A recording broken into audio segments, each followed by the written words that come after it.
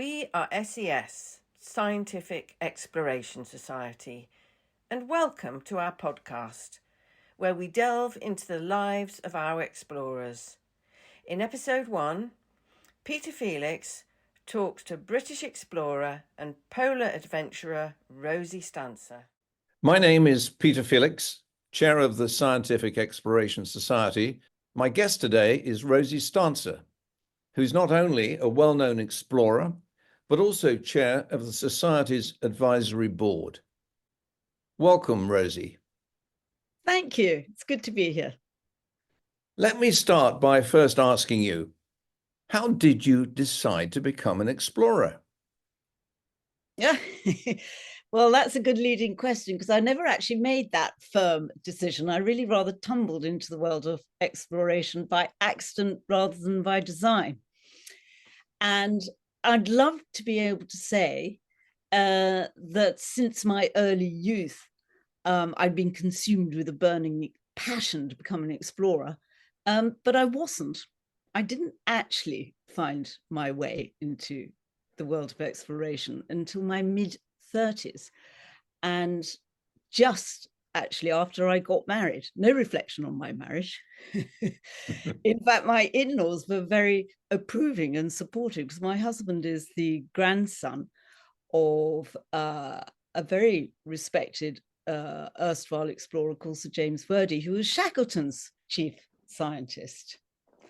So it's in the genes.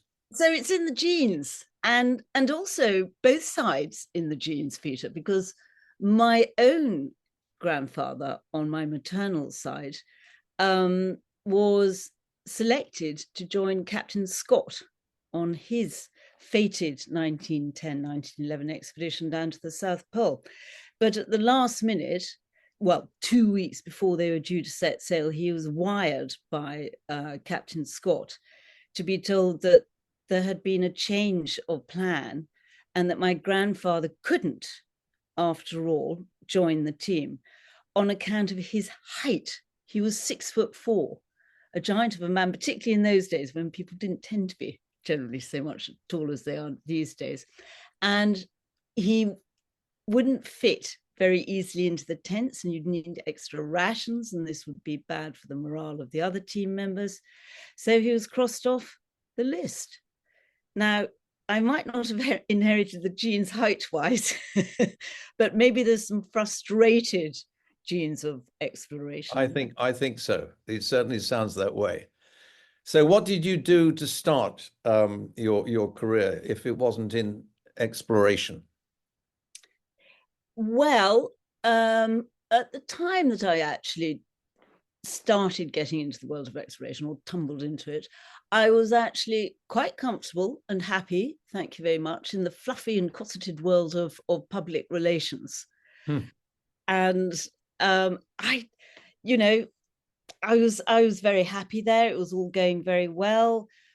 But when I heard about this opportunity over the radio, in fact, to join an all-women first ever team to the North Pole, something inside me just ignited. I've always described it as being like a lit match being thrown on paraffin. And I was totally consumed with determination to get onto this team and to join them heading to the North Pole. And I've never been more convinced or confident about anything other perhaps than my marriage than this rather irrational decision, because I had no prior experience in the world of exploration at all. But I knew that it was going to be important and that it was merely the beginnings of something else. It sounds like a real epiphany and a sense of destiny, Rosie. Yes, I really do think it was. I think that, some people have said, well, how lucky that I heard the program on the radio, how lucky that I got onto the team, this, the other. But I don't believe in that sort of luck. I think you have to create your own luck, and a large part of that is keeping your antennae up, tuned in, ready to grasp any opportunity, seize the day. And I think that's true in a lot of careers, as a matter of fact. But Rosie, I mean, how were you? I think you talk about a selection process. You were actually selected, were you, to join the team? And how was that performed? Yes, it was very rigorous, actually. It was initially the selection was started in the old-fashioned traditional way of an advertisement in the Sunday Times that was placed, reading in the last line that the safe return wasn't necessarily guaranteed. And believe it or not, over 300 women applied. And out of the 300, those had to be winnowed down to 20. And then out of that 20, there was a whole year of finer selection processing accumulating in one 4-day selection process on Dartmoor, conducted by the SAS. Now, this was really interesting because we were women who came from all different walks of life, but most of us were rank amateurs, didn't know the difference between a tent peg and a clothes peg, quite frankly.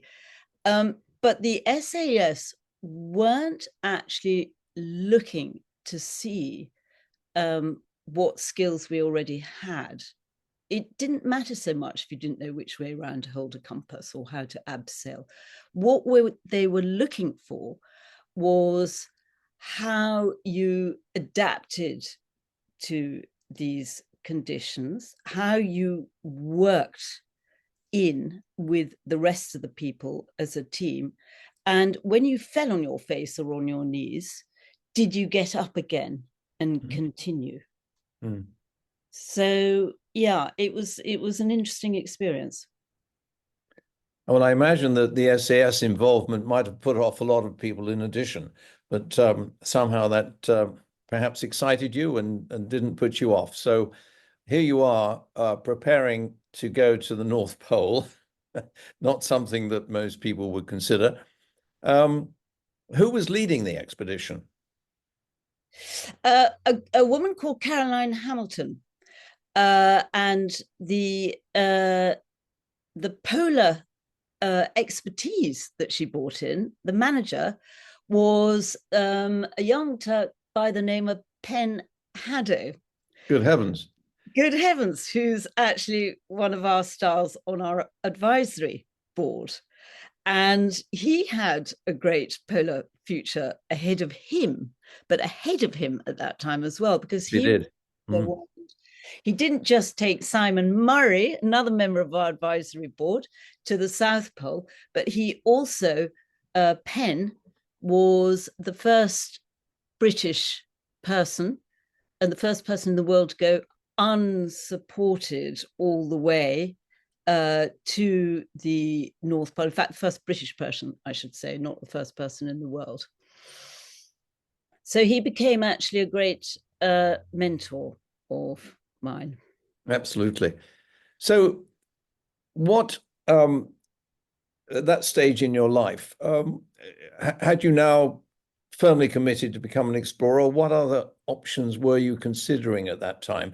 Was this opportunity to go to the North Pole a one-off, or had you already started thinking about a longer-term commitment to exploration?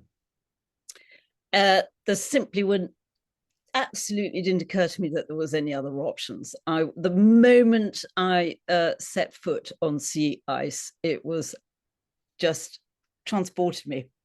And I was totally in love with the ice and the polar regions.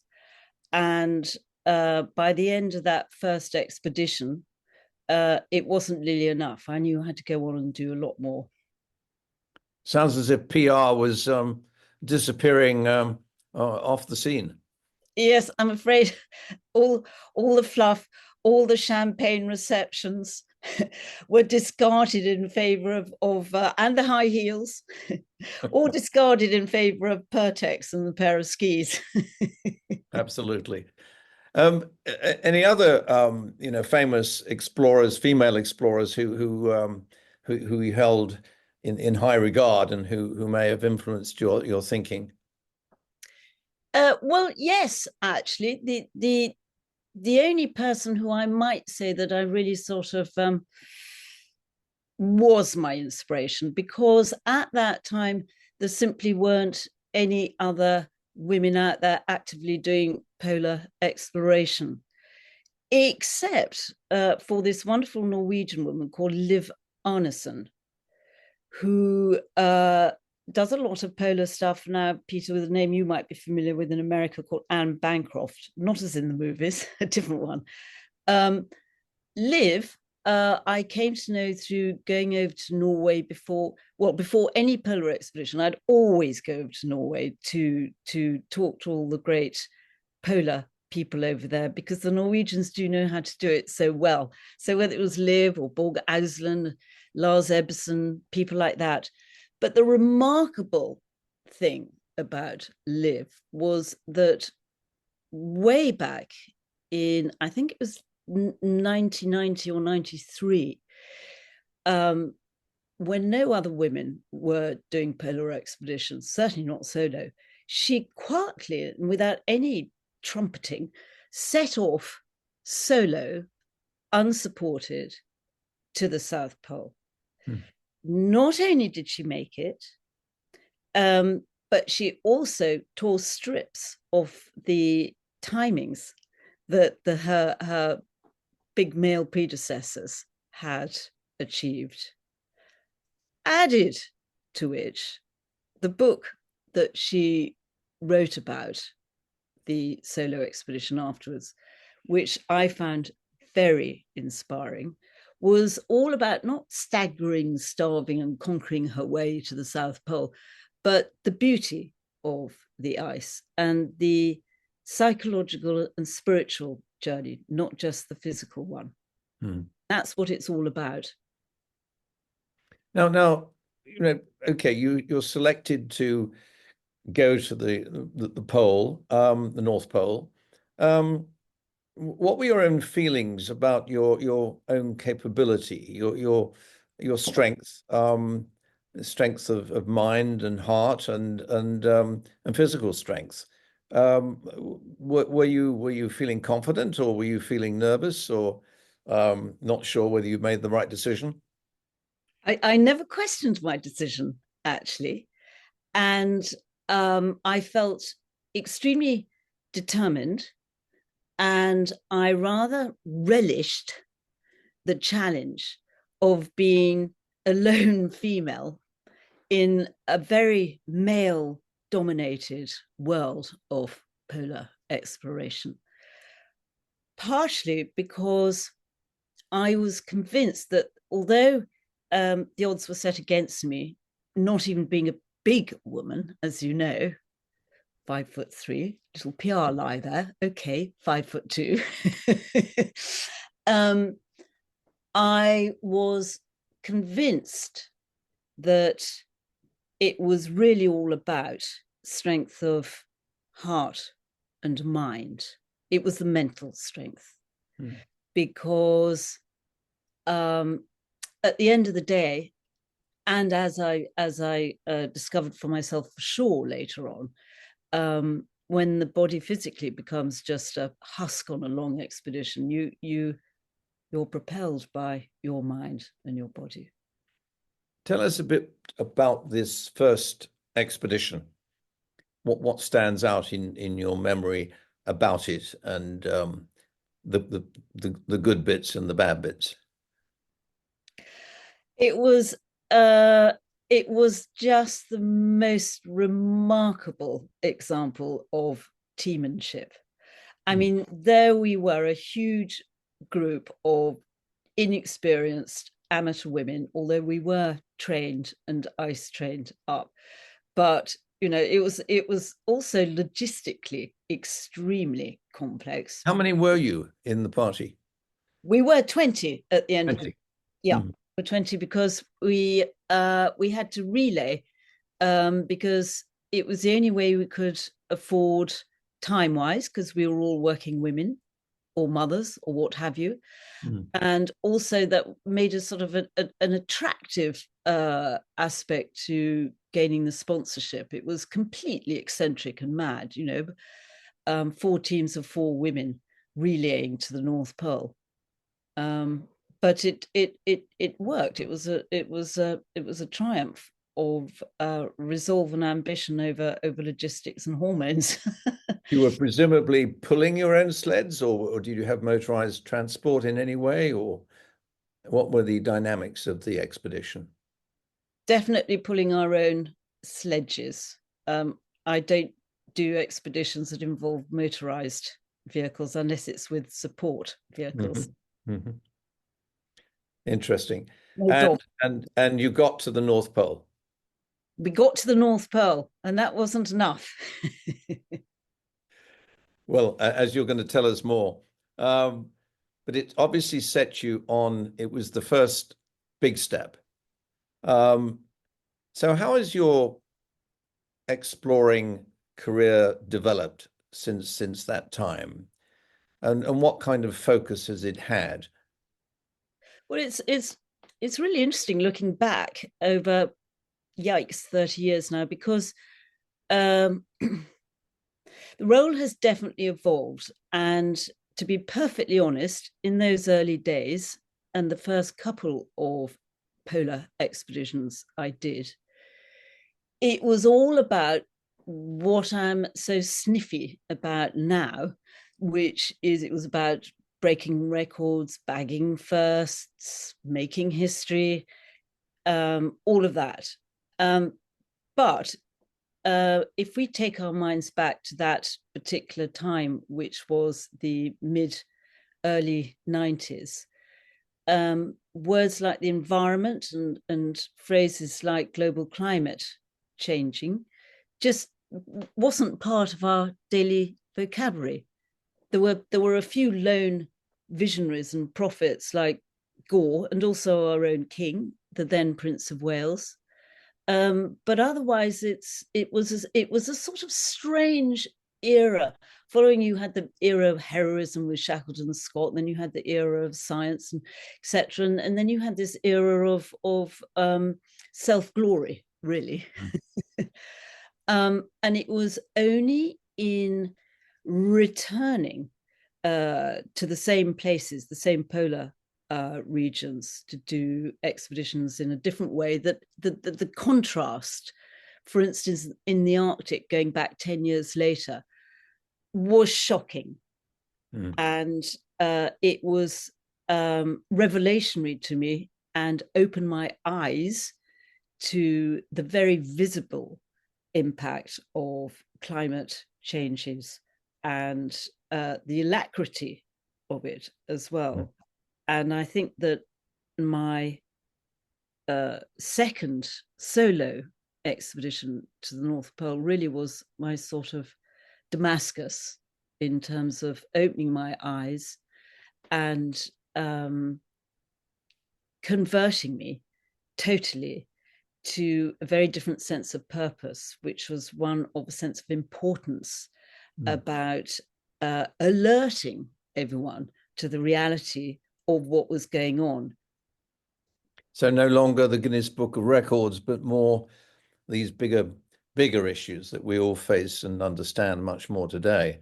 Tell us about the solo expedition, and when was it following the original North Pole expedition?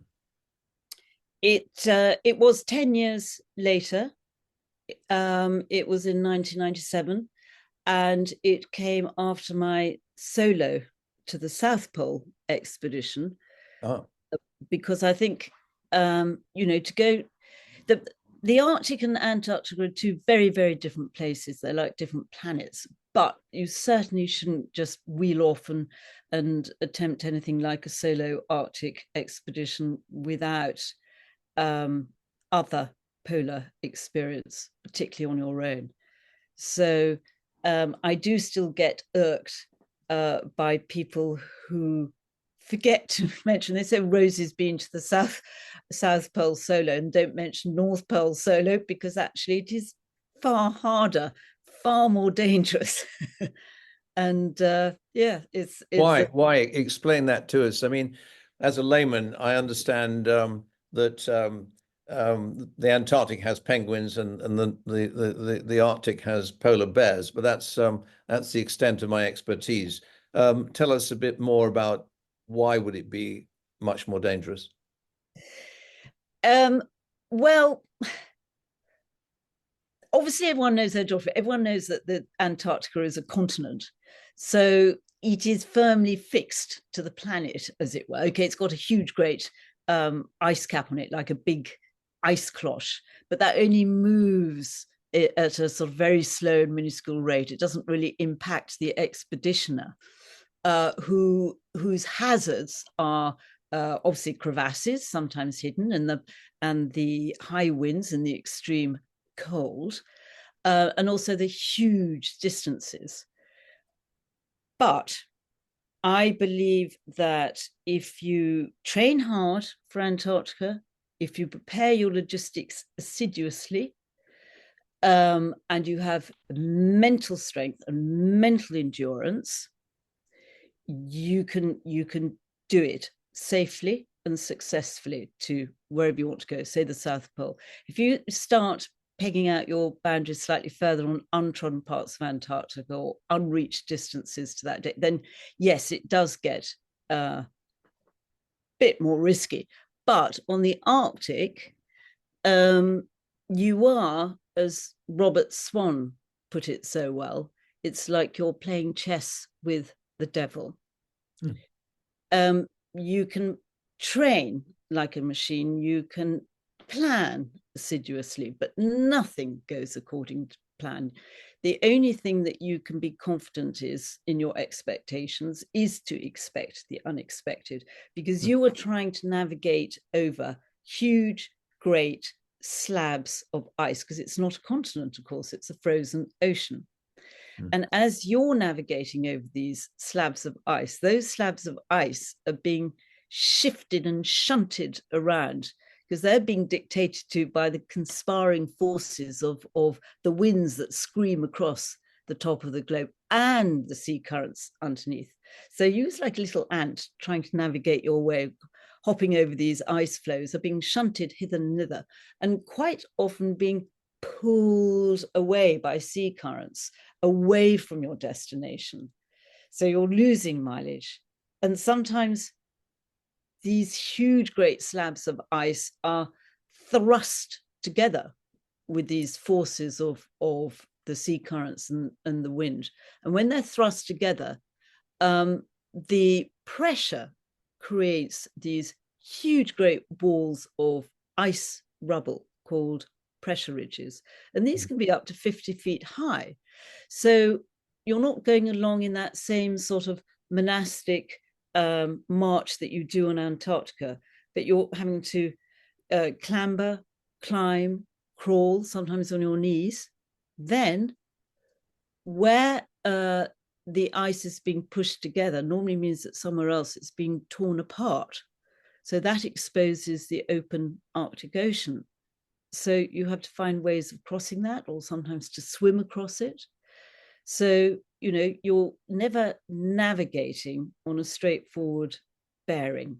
I want to come back to the swimming in a moment, but give us a bit more color in terms of the reality of a solo expedition in the Arctic. I mean, to many people, it will be horrifying. You're there ostensibly on your own, although I imagine you had some form of support. Perhaps you can explain that as well. But tell us, you know, how did it go? How many days did it take? Provisioning, weather, and all the other dynamics that could affect your success. So it's a rather long question, Rosie, but, you know, take us on your journey because I don't think too many people have actually done a solo expedition to the North Pole. Yes, it's quite a lengthy question, that one. Well, first of all, you're in a race against time. Right. You have same can be said for Antarctica as well. Actually, on the Arctic, you're racing against the summer melt, the thaw of the ice, but you can only be dropped on the Arctic ice at first light, just when the sun starts poking his nose over the horizon, so that a twin otter can drop you on the last island, Ward Hunt Island, the last piece of land, if you're going from the Canadian side. And then when you set off, you don't know what the weather conditions are going to be, as you asked about the weather. And certainly the year that I was there, it was apparently, still is, one of the worst years on record because of the number of storms, which of course broke up the ice more than it would normally be broken up. So it was very rough going amongst the ridges. Now, when you're on your own, you don't have anyone there to help you get your sledges up and over these ridges. So that's the first challenge of solo. And you have to, quite often you have to relay. I say relay, I followed Borga Aslan's example and took a big sledge and a little mini sledge attached and would relay them if necessary, or even unpack them and relay the stuff sacks over these monster ridges. And I would sometimes climb up a high ridge, look ahead to get a bearing and a route, and see rows and rows and rows of more pressure ridges as far as the eye could see. So you would pull a mental curtain to in your mind and just decide that you were going to go at every ridge as if it was a triumph in its own right every time you got to the top, a sort of day by day, a ridge by ridge, and then you would get there. The other challenge about being on your own, of course, is that it's everything's up to you, every single decision during the day, and there are so many decisions that you have to make during the day and the evening: when to start, when to stop, whether you should go at all because of the weather conditions, what bearing you should.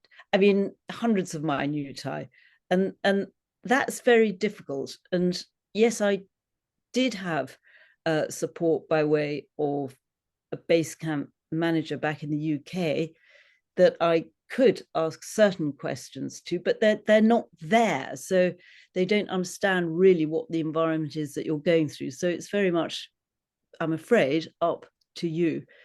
Your base camp manager is there to track you, to make sure that you and your kit and all your needs are met, that everything's planned for possible next resupply, that everything's carefully organized if you need an evacuation, etc., etc. So safety-wise, there is support, but essentially psychologically, you're there battling the weather, battling the ice ridges, and as you say, you're on your own. Are you're camping, presumably? You have a tent with you. You've got your rations carefully monitored and supplied at the outset.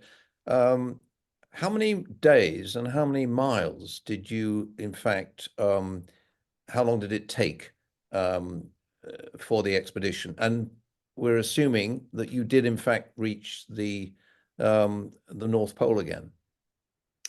It took 84 days. Good heavens. And in fact, on that note, it's quite interesting. I'm going to go back to being on your own, but having a base camp manager. And obviously the cavalry can't come charging over the hill if you do need rescuing. But also the interesting thing about being on your own is it doesn't feel as if you're on your own. You're quite often in extreme isolation, and I'm sure there are some people listening who are members who would agree with this feeling that you're in company, and it's sort of quite a nice feeling, really. Not Polar Bear Company, hopefully. No, not polar bear company. Do you know, I really didn't have time to worry about polar bears. There was so much else going on that I would have got positively irritated if a bear had come into the frame of things as well. But you do a lot of talking out loud to yourself, sorting out problems out loud, laughing, singing. I actually found that the sense of company was so strong that one would mind one's manners, you know, and it was very much there as a presence, and I think that was very fortifying. Would you have Siri along with you these days, or perhaps he ought to be, he or she should be kept quiet? That would irritate me. Yes. It's awesome, Rosie, to think of 84 days on the ice. When you got to the North Pole, what happened there? Because am I right in saying that there are some encampments, some established centres there? Is that correct, or perhaps that's in the Antarctic? No, there's a couple of, well, the most important thing, first of all, Peter, is that I didn't make it to the North Pole, 90 degrees north itself. Ah, Fell short. The pilots were airdropping my final resupply on the 84th day, or whatever it was, and they were very good guys. They were gunning for me, and they flew slightly ahead to check out the ice so they could let me know if there were any major open areas of water ahead in as leads. And they came back and they said that, you know, that the ice is utterly trashed. There's nothing left. really? If you want to continue, that is your decision, but we won't be able to come back and pick you up. I understand. It would had to have been an emergency evacuation. Mm. And I speak of it quite calmly now, but obviously it was quite a moment after 84 days of such grueling hard work, and what one had been through. Well, it was still a huge achievement, but and did you survive in good physical shape?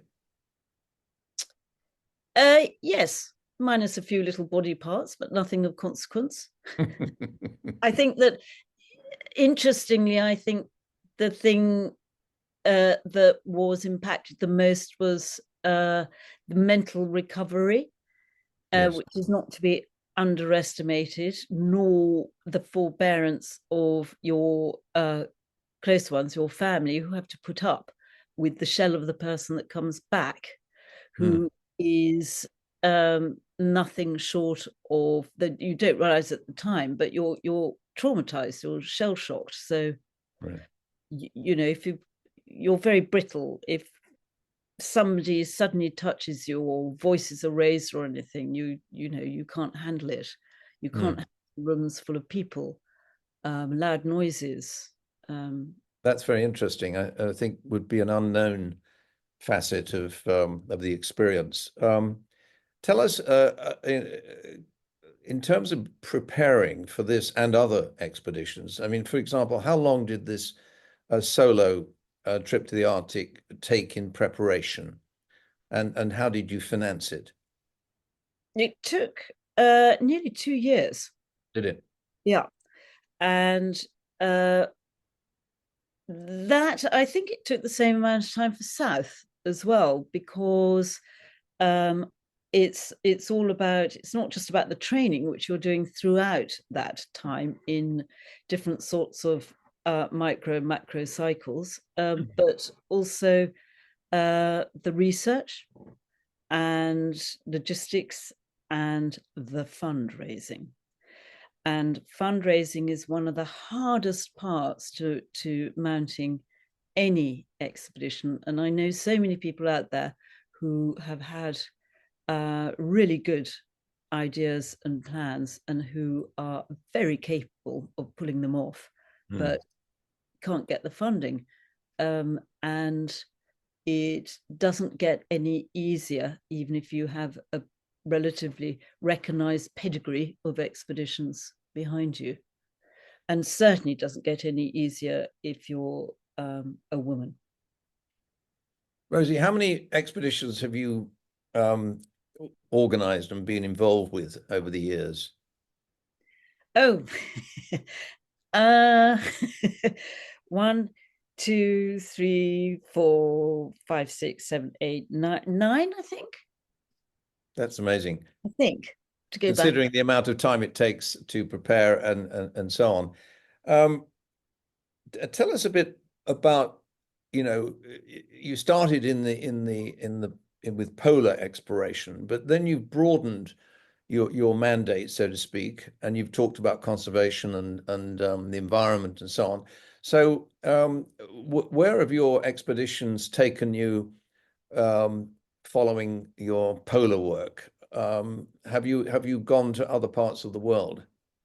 Yes, my compass needle swung dramatically from the frozen wastelands of the polar regions to what I thought would be the luxury of hotter deserts of sand and grit, and as it turned out, mud as well. So I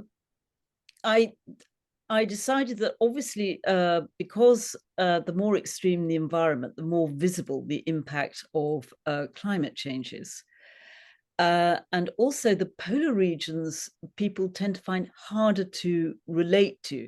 So the message comes home much more clearly and strongly. Somehow people sort of relate more closely to deserts. It seems geographically closer. So I identified 3 completely different deserts and decided to organize an exhibition through or across each one, and rather grandly called it the Desert Trilogy.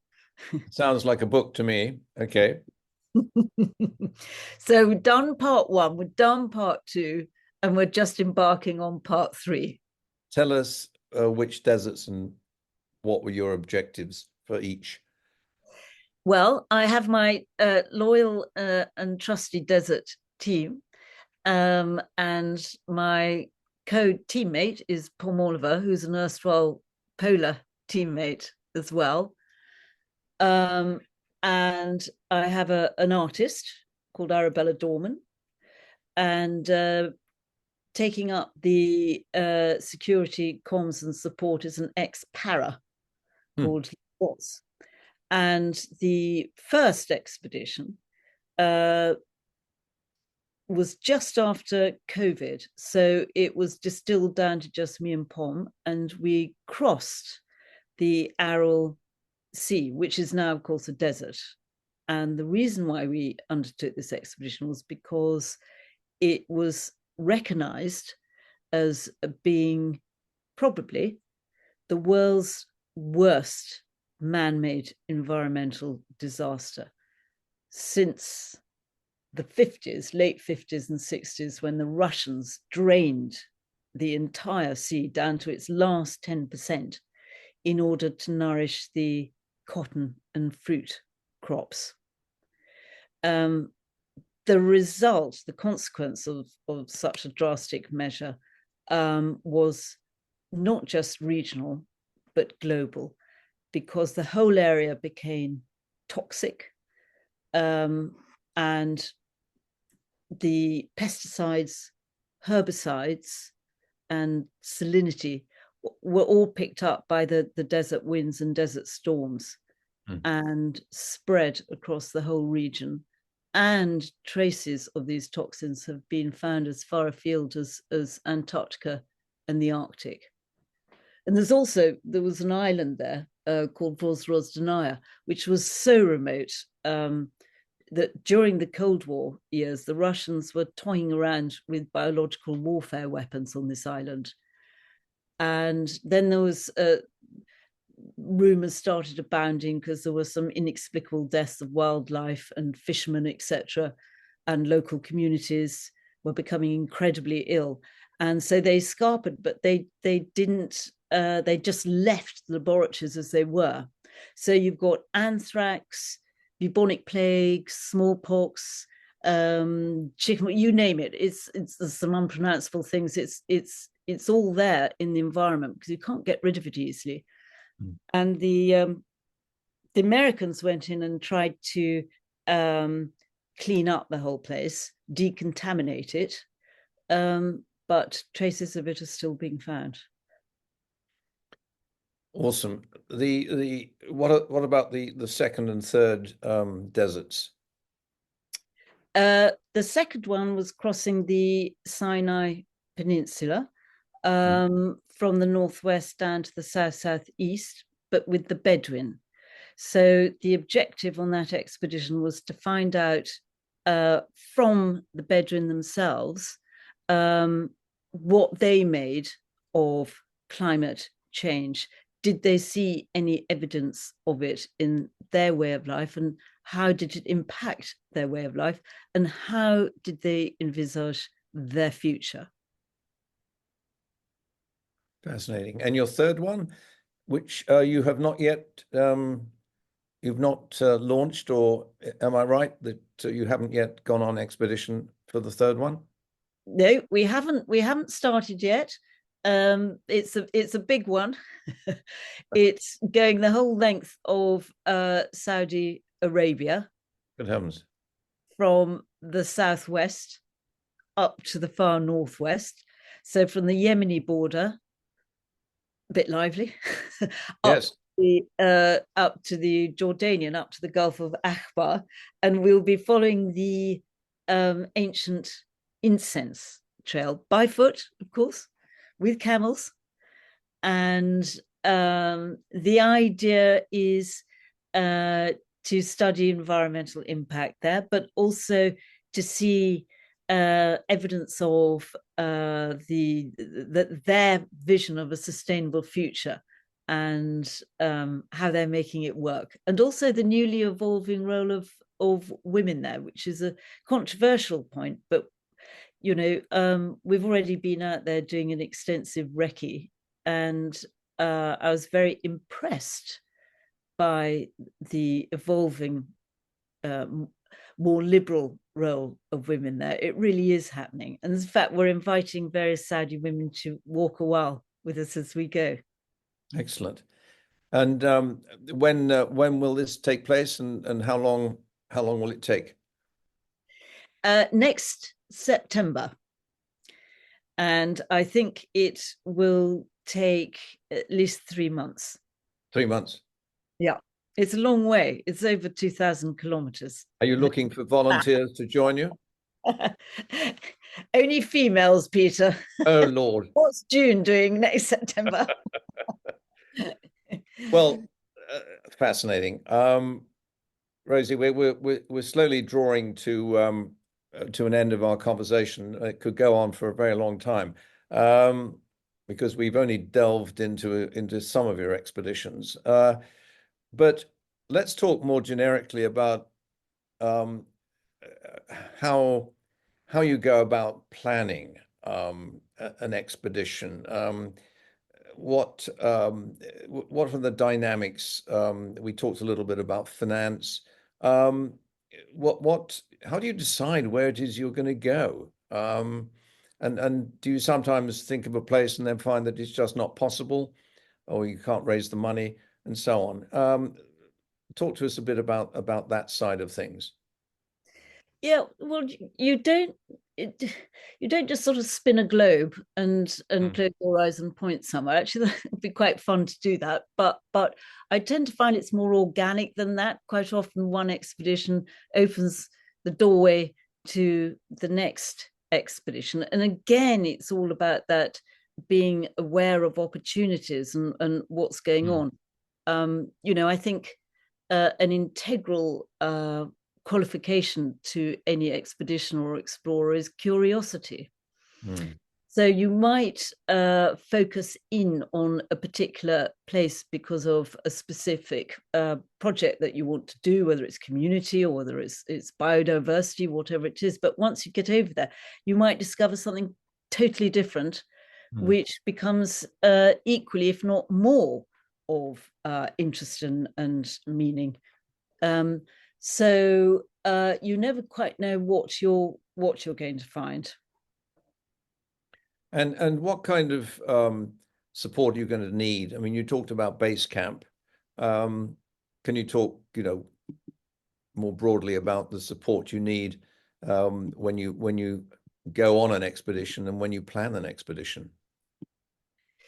Yes, well, the support team is very much part of the integral team, and you have to make sure that everybody knows what the plan is all about. You have to have your EEP, your emergency evacuation plan. You have to have communication plans.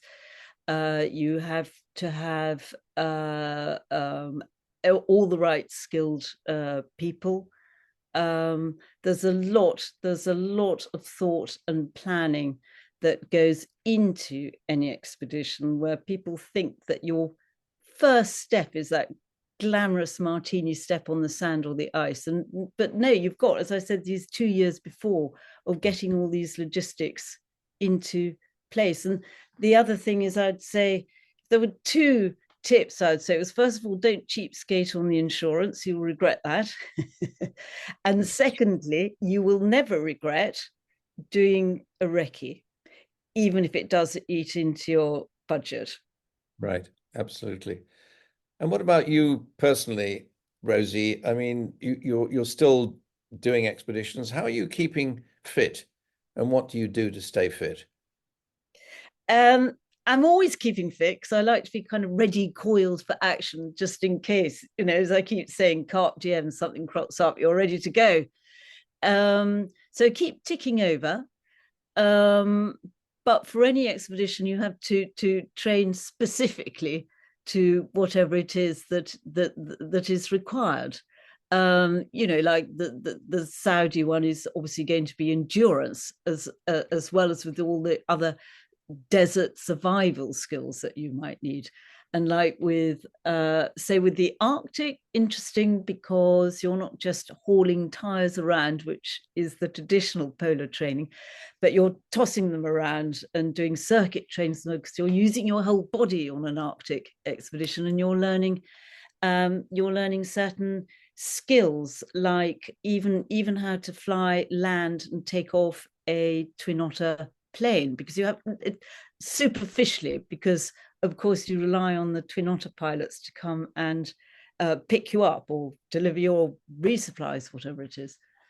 So it's much more rounded set of skills, and of course first aid, not forgetting that. Absolutely. Dealing with an emergency. Yeah. And do you carry normally a satellite radio or whatever, something like that? I assume you do.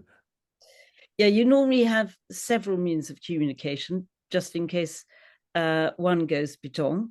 So you have satellite communication, certainly, by way of a satellite phone. You maybe have a Garmin tracker. You might have a secondary tracker which registers your coordinates. Used to be called an Argos. Can't remember what it's called now. Right.